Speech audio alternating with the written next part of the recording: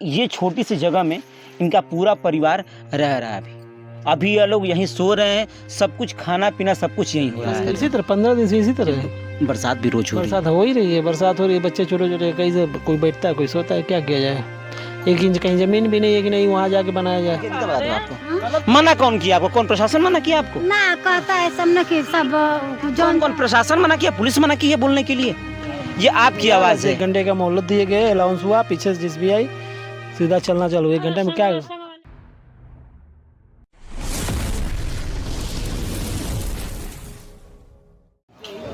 नमस्कार, आदाब, सत श्री अकाल। मैं संतोष और आप भारत न्यूज़ टीवी 24 देख रहे हैं। अभी हम मौजूद हैं गाजीपुर जिला के अंधऊ गाँव में। यहाँ जो कि अंधऊ हवाई अड्डा है, जिस समय युद्ध लगा था उसी समय इस हवाई अड्डा का निर्माण कराया गया था। लेकिन अब बताया जा रहा है कि यहाँ बसे लोग वो अवैध हैं, अवैध तरीके से यहाँ घर बनाकर रह रहे थे और इनके घरों को ज़मींदोज़ किया गया, इनके घरों को तोड़ा गया। तस्वीरें में दिखाने की कोशिश करूँगा। ये तस्वीरें हैं, ये पूरे घरों को सत्यानाश किया गया, जो कि बिना नोटिस के, बिना सूचना के दिए हुए ही और इन पूरे घर को एकाएक आकर के और तोड़ दिया गया। ये हवाई अड्डा है, दिखा दी सहयोग से। ये हवाई अड्डा है, इसी के बगल में लोग जो कि घर बना करके रहा करते थे। लेकिन उसके बाद सबसे बड़ी बात कि ये जो भवन लोग बनाए थे, इसके टूटने के बाद लोग कैसे रह रहे हैं, उन तस्वीरों को मैं दिखाने की कोशिश करूंगा। ये दिखाइए लोग कैसे छप्पर डाल करके, प्लास्टिक डाल करके जीवन यापन कर रहे हैं। सबसे बड़ी बात कि बरसात का मौसम है, गर्मी के बाद बरसात का मौसम शुरू हो गया है और इस समय इनके घरों को तोड़ना, क्या ये सही है?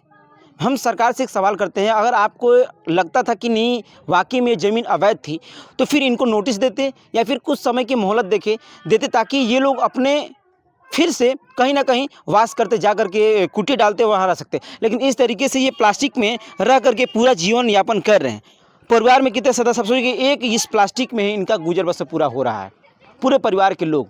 और इस बरसात के मौसम में कैसे रह रहे होंगे आप खुद अंदाज़ा लगा सकते हैं। हम लोग घरों में रहकर भी ये एहसास कर रहे हैं कि गर्मी हो रही है, मतलब कि कितना घुटन महसूस कर रहे हैं। अब ये लोग इस तिरपाल में कैसे रह रहे होंगे, आप अपने आप से खुद अंदाज़ा लगा सकते होंगे।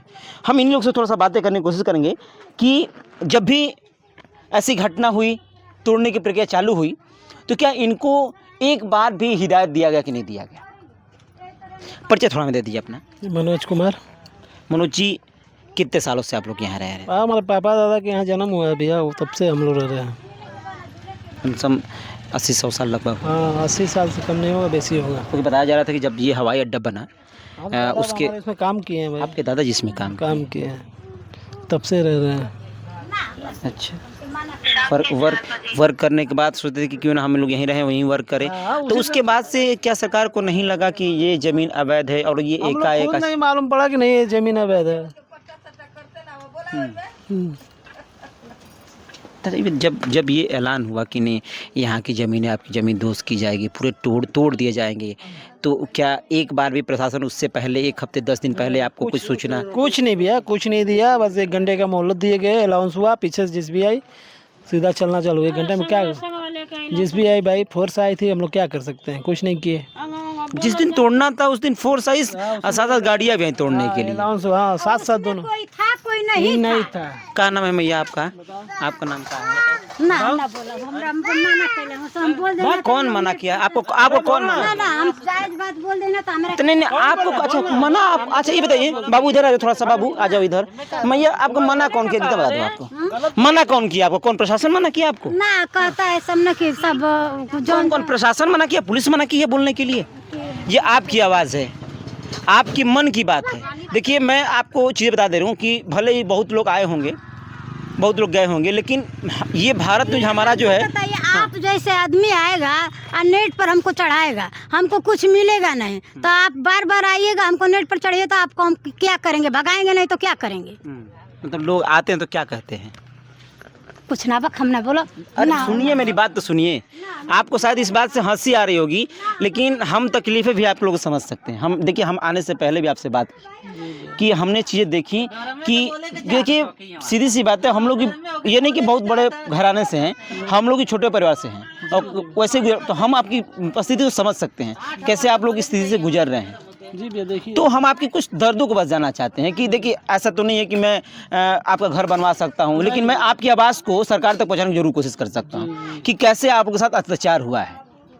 जी तो जब ये तोड़ दिया गया है तो क्या किसी के द्वारा ये डीएम साहबा के द्वारा या फिर किसी के प्रशासन के द्वारा ये नहीं कहा गया है कि आप लोग को आवास वगैरह कुछ देने के लिए? प्रशासन से कोई नहीं आया था, बता रहे थे प्रधान जी हमारे बता रहे थे कि डीएम साहब बोले हैं कि आप लोग को आवास ज़मीन उमीन दिया जाएगा। यही हाँ, मतलब कि ये अभी सूचना धीरे धीरे आई है कि मिलेगा, लेकिन ये नहीं है कब तक दिया अब जाए। हाँ कोई गारंटी नहीं कब तक दिया है। 26 तारीख टूट गया ना भैया, 10 तारीख 15-16 दिन हो गया, अब तक कुछ नहीं, कुछ मामला नहीं समझ में आ रहा है। फिर 10 दिनों से आप लोग इसी तरह निवास कर रहे इसी तरह 15 दिन से इसी तरह है। हैं।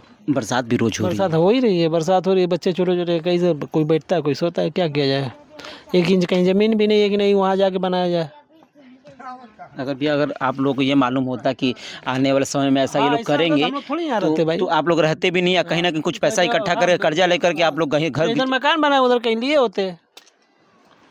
लाखों रुपए आपने खर्च किया होगा इस मकान को बनाने में। है ही है, मेहनत मजदूरी करके किस्त ले लेके बनाए हम लोग। बताइए हफ्ते वाली क्या करते हैं भैया आप?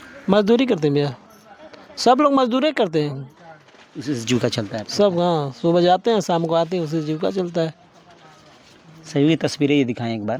मैं ये तस्वीरें इसलिए दिखाने की कोशिश कर रहा हूँ कि सोचिए कि ये छोटी सी जगह में इनका पूरा परिवार रह रहा है।